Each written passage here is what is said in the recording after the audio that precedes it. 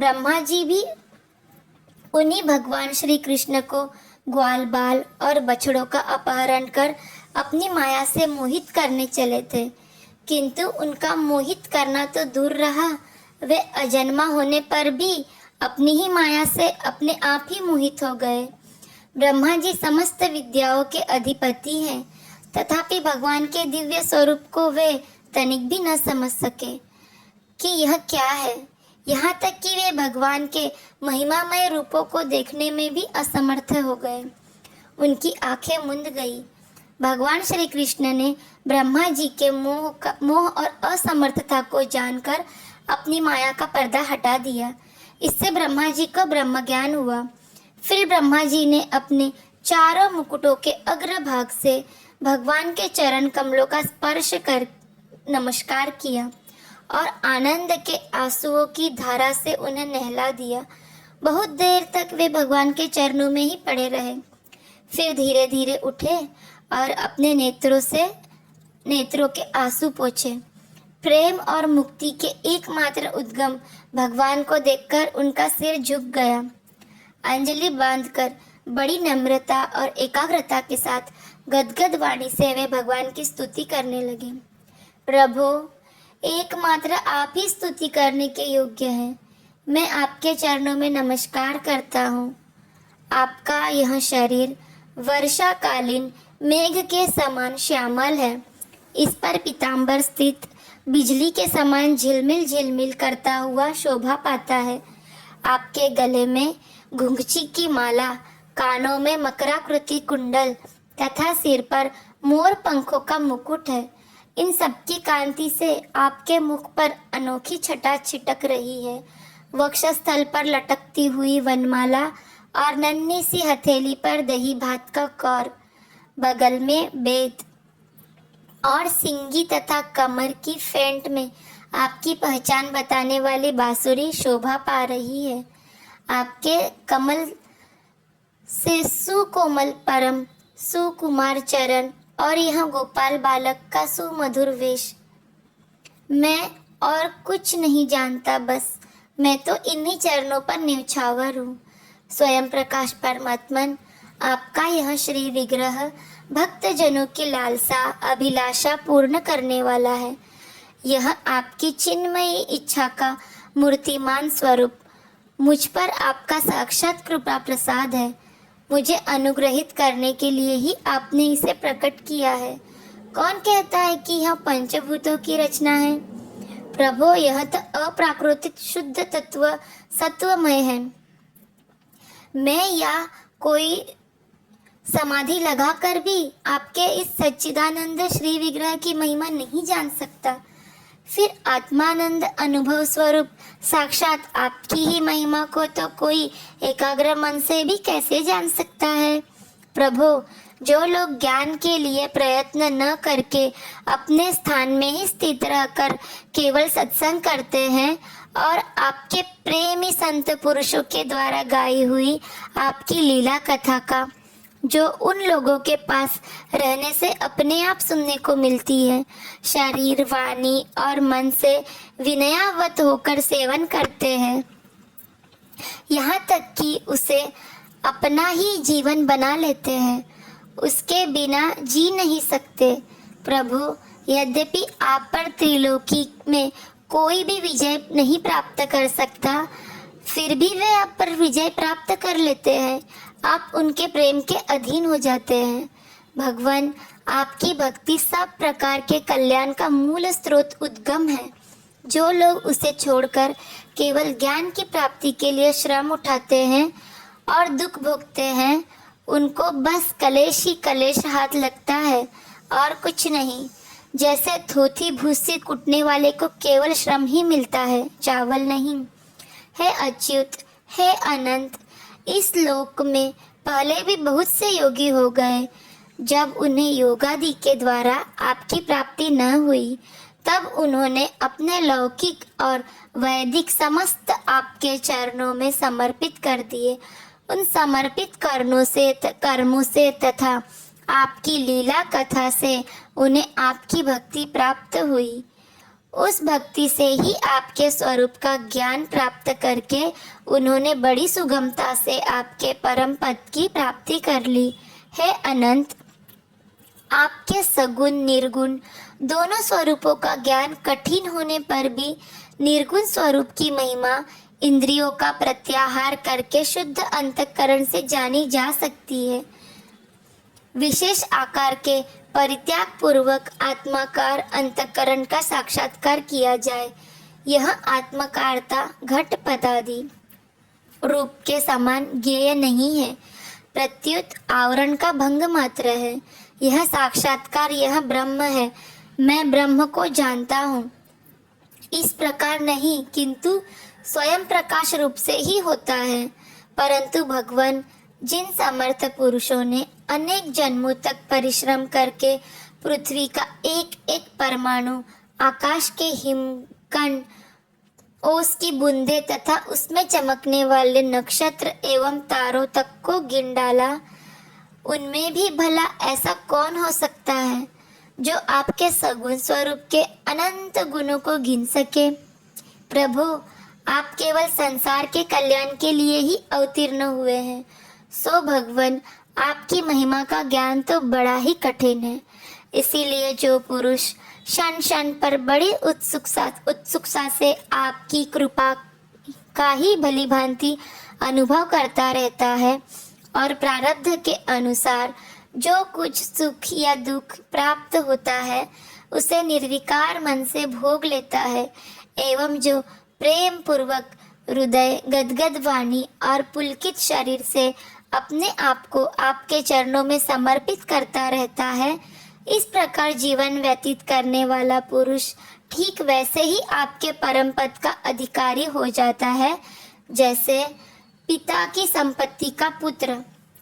प्रभु, मेरी कुटिलता तो देखिए, आप अनंत आदि पुरुष परमात्मा है और मेरे जैसे बड़े बड़े मायावी भी आपकी माया के चक्र में हैं।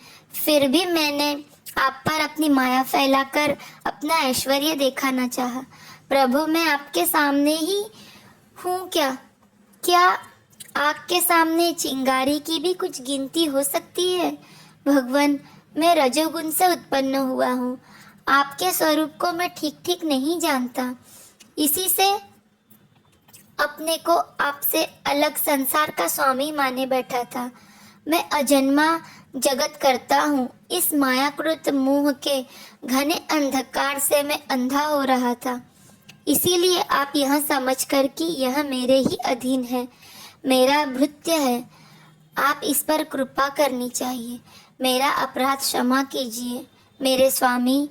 प्रकृति, महतत्व, अहंकार, आकाश, वायु, अग्नि, जल और पृथ्वी रूप आवरणों से घिरा हुआ यह ब्रह्मांड ही मेरा शरीर है।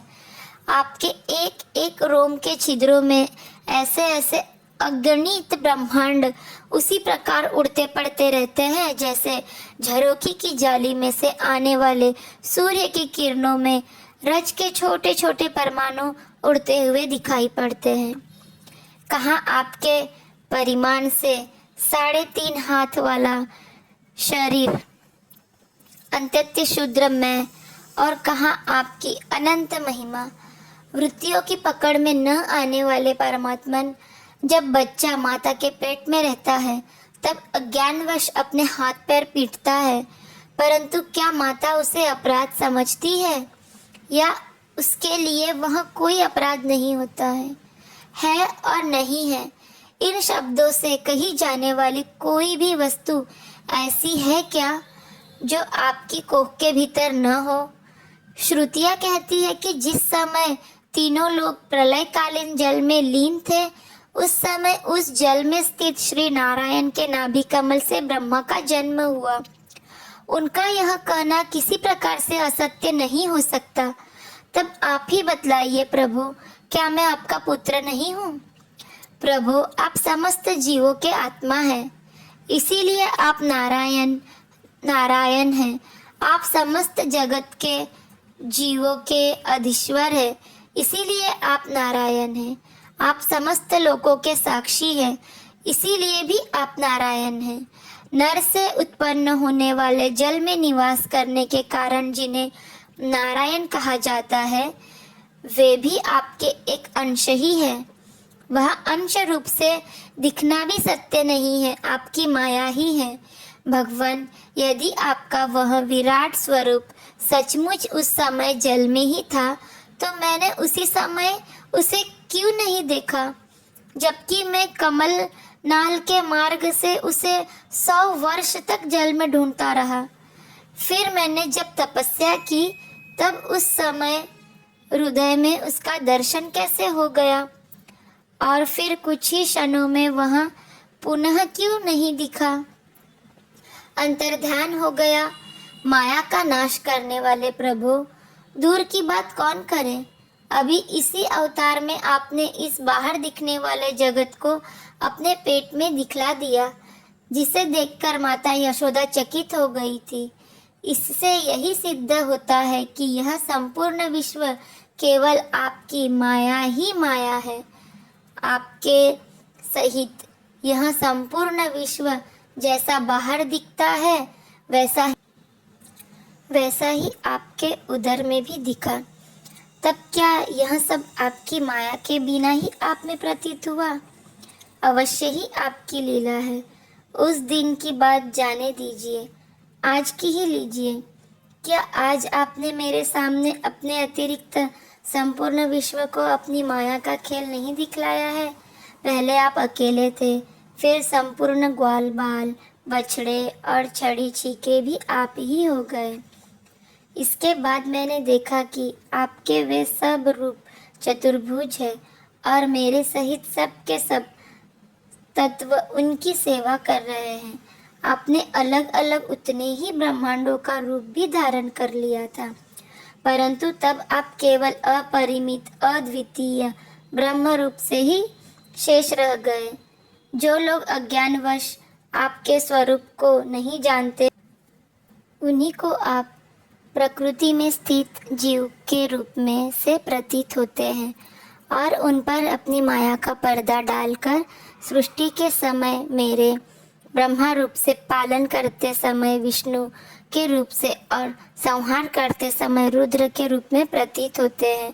प्रभु, आप सारे जगत के स्वामी और विधाता हैं। अजन्मा होने पर भी आप देवता, ऋषि, मनुष्य, पशु, पक्षी और जलचर आदि योनियों में अवतार ग्रहण करते हैं, इसीलिए कि इन रूपों के द्वारा दुष्ट पुरुषों का घमंड तोड़ दे और सत्पुरुषों पर अनुग्रह करे। भगवान, आप अनंत परमात्मा और योगेश्वर हैं। जिस समय आप अपनी योग माया का विस्तार करके लीला करने लगते हैं, उस समय त्रिलोकी में ऐसा कौन है जो यह जान सके कि आपकी लीला कहाँ, किस लिए, कब और कितनी होती है। इसीलिए यह संपूर्ण जगत स्वप्न के समान असत्य, अज्ञान रूप और दुख पर दुख देने वाला है। आप परमानंद, परम स्वरूप एवं अनंत है। यह माया से उत्पन्न एवं विलीन होने पर भी आप में आपकी सत्ता से सत्य के समान प्रतीत होता है। प्रभु, आप ही एकमात्र सत्य हैं, क्योंकि आप सबके आत्मा जो है, आप पुराण पुरुष होने के कारण समस्त जन्मादि विकारों से रहित हैं। आप स्वयं प्रकाश हैं, इसीलिए देश, काल और वस्तु जो पर प्रकाश है, किसी प्रकार आपको सीमित नहीं कर सकते। आप उनके भी आदि प्रकाशक हैं। आप अविनाशी होने के कारण नित्य हैं। आपका आनंद अखंडित है। आप में न तो किसी प्रकार का मल है और न अभाव। आप पूर्ण एक हैं। समस्त उपाधियों से मुक्त होने के कारण आप अमृत स्वरूप हैं। आपका यह ऐसा स्वरूप समस्त जीवों का ही अपना स्वरूप है। जो गुरु रूप सूर्य से तत्वज्ञान रूप दिव्य दृष्टि प्राप्त करके उसे आपके अपने स्वरूप को रूप में साक्षात्कार कर लेते हैं, वे इस झूठे संसार सागर को मानो पार कर जाते हैं। जो पुरुष परमात्मा को आत्मा के रूप में नहीं जानते, उन्हें उस अज्ञान के कारण ही इस नामारूपात्मक अखिल प्रपंच की उत्पत्ति का भ्रम हो जाता है, किंतु ज्ञान होते ही इसका आंतरिक प्रलय हो जाता है। जैसे रस्सी में भ्रम होने के कारण ही सांप की प्रतीति होती है और भ्रम निवृत्ति होते ही उसकी निवृत्ति हो जाती है। संसार संबंधी बंधन और उससे मोक्ष, ये दोनों ही नाम अज्ञान से कल्पित है। वास्तव में ये अज्ञान के ही दो नाम हैं। ये सत्य है और सत्य ज्ञान स्वरूप परमात्मा से भिन्न अस्तित्व नहीं रखते। जैसे सूर्य में दिन और रात का भेद नहीं है, वैसे ही विचार करने पर अखंड चित स्वरूप केवल शुद्ध आत्म तत्व में न बंधन है न तो मोक्ष। भगवान, कितने आश्चर्य की बात है कि आप है अपने आत्मा, पर लोग आपको पराया मानते हैं और शरीर आदि पराया है, किंतु उनको अपना आत्मा मान बैठते हैं। इसके बाद आपको कहीं अलग ढूंढने लगते हैं। भला अज्ञानी जीवों का यह कितना बड़ा अज्ञान है। हे अनंत, आप तो सबके अंतःकरण में ही विराजमान हैं। इसीलिए संत लोग आपके अतिरिक्त जो कुछ प्रतीत हो रहा है उसका परित्याग करते हुए अपने भीतर ही आपको ढूंढते हैं। क्योंकि यद्यपि रस्सी में सांप नहीं है, फिर भी उस प्रतिमय सांप को मिथ्या निश्चय किए बिना भला कोई सत्पुरुष सच्ची रस्सी को कैसे जान सकता है। अपने भक्तजनों के हृदय में स्वयं स्फुरित होने वाले भगवान, आपके ज्ञान का स्वरूप और महिमा ऐसी है जिससे अज्ञान कल्पित जगत का नाश हो जाता है। फिर भी जो पुरुष आपके युगल चरण कमलों का तनिक सा भी कृपा प्रसाद प्राप्त कर लेता है, उससे अनुग्रहित हो जाता है, वही आपकी सच्चिदानंदमयी महिमा का तत्व जान सकता है। दूसरा कोई भी ज्ञान वैराग्य आदि साधन रूप आपने प्रयत्न से बहुत काल तक कितना भी अनुसंधान करता रहे, वह आपकी महिमा का यथार्थ ज्ञान नहीं प्राप्त कर सकता। इसीलिए भगवान, मुझे इस जन्म में, दूसरे जन्म में अथवा किसी पशु पक्षी आदि के जन्म में भी ऐसा सौभाग्य प्राप्त हो कि मैं आपके दासों में से भी कोई एक दास हो जाऊं, फिर आपके चरण कमलों की सेवा करूं। मेरे स्वामी, जगत के बड़े बड़े यज्ञ सृष्टि के प्रारंभ से लेकर अब तक आपको पूर्णतः तृप्त न कर सके, परंतु आपने व्रज की गायों और ग्वालिनों के बछड़े एवं बालक बनकर उनके स्तनों का अमृत सा दूध बड़े उमंग से पिया है। वास्तव में उन्हीं का जीवन सफल है, वे ही अंतत्य धन्य है। अहो नंद आदि व्रजवासी गोपों के धन्य भाग है। वास्तव में उनका अहो भाग्य है, क्योंकि परमात्मा नंद स्वरूप सनातन परिपूर्ण ब्रह्म आप उनके अपने सगे संबंधी और सुहृद है। हे अच्युत, इन व्रजवासियों के सौभाग्य की महिमा तो अलग ही रही। मन आदि 11 इंद्रियों के अधिष्ठातृ देवता के रूप में रहने वाले महादेव आदि हम लोग बड़े ही भाग्यवान हैं, क्योंकि इन ब्रजवासियों के मन आदि 11 इंद्रियों को प्याले बनाकर हम आपके चरण कमलों का अमृत से भी मीठा, मदिरा से भी मादक, मधुर मकरंद का पान करते रहते हैं। जब उसका एक एक इंद्रिय से पान करके हम धन्य धन्य हो रहे हैं, तब समस्त इंद्रियों से सेवन करने वाले व्रजवासियों की तो बात ही क्या।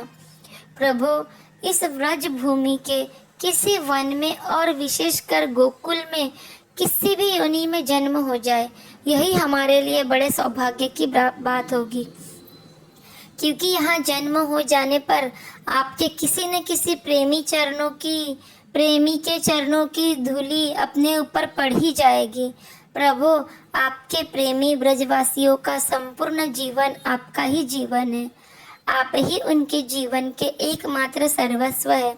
इसीलिए उनके चरणों की धूली मिलना आपके ही चरणों की धूली मिलना है। और आपके चरणों की धूली तो श्रुतियाँ भी अनादिकाल से अब तक ढूंढ रही है। देवताओं के भी आराध्य देव प्रभु, इन व्रजवासियों को इनकी सेवा के बदले में आप क्या फल देंगे? संपूर्ण फलों के फलस्वरूप आपसे बढ़कर कोई और फल तो हो ही नहीं सकता। यह सोचकर मेरा चित्त मोहित हो रहा है। आप उन्हें अपना स्वरूप भी देकर उरुण नहीं हो सकते, क्योंकि आपके स्वरूप का तो उस पुतना ने भी अपने संबंधियों अघासुर बकासुर आदि के साथ प्राप्त कर लिया, जिसका केवल वेश ही साध्वी स्त्री का था, पर जो हृदय से महान क्रूर थी। फिर जिन्होंने अपने घर, धन, स्वजन, प्रिय शरीर, पुत्र, प्राण और मन सब कुछ आपके ही चरणों में समर्पित कर दिया है, जिनका सब कुछ आपके लिए ही है, उन व्रजवासियों को भी वही फल देकर आप कैसे उरुण हो सकते हैं। सच्चिदानंद स्वरूप श्याम सुंदर तभी तक राग द्वेष आदि दोष चोरों के समान सर्वस्व अपहरण करते रहते हैं, तभी तक घर और उसके संबंधी कैद की तरह संबंध के बंधनों में बांध रखते हैं, और तभी तक मुंह पैर की बेड़ियों की तरह जकड़े रखता है, जब तक जीव आपका नहीं हो जाता। प्रभु, आप विश्व के बखेड़े से सर्वथा रहित हैं, फिर भी अपने शरणागत भक्त जनों को अनंत आनंद वितरण करने के लिए पृथ्वी पर अवतार लेकर विश्व के समान ही लीला विलास का विस्तार करते हैं। मेरे स्वामी, बहुत कहने की आवश्यकता नहीं, जो लोग आपकी महिमा जानते हैं वे जानते रहे। मेरे मन, वाणी और शरीर तो आपकी महिमा जानने में सर्वथा असमर्थ है। सच्चिदानंद स्वरूप श्री कृष्ण, आप सबके साक्षी हैं, इसीलिए आप सब कुछ जानते हैं। आप समस्त जगत के स्वामी हैं। यह संपूर्ण प्रपंच आप में ही स्थित है। आपसे मैं और क्या कहूँ। अब आप ही कृपा करके मुझे स्वीकार कीजिए, मुझे अपने लोक में जाने की आज्ञा दीजिए। सबके प्राण मन को अपनी रूप माधुरी से आकर्षित करने वाले श्याम सुंदर, आप यदुवंश रूपी कमल को विकसित करने वाले सूर्य हैं। प्रभु, पृथ्वी, देवता, ब्राह्मण और पशु रूप समुद्र की अभिवृद्धि करने वाले चंद्रमा भी आप ही हैं। आप पाखंडियों के धर्म रूप रात्रि का घोर अंधकार करने के लिए सूर्य और चंद्रमा दोनों के ही समान हैं। पृथ्वी पर रहने वाले राक्षसों के नष्ट करने वाले आप चंद्रमा, सूर्य आदि समस्त देवताओं के भी परम पूजनीय हैं। भगवान, मैं अपने जीवन भर महाकल्प पर्यंत आपको नमस्कार ही करता रहूं। हरे कृष्ण। राधे राधे।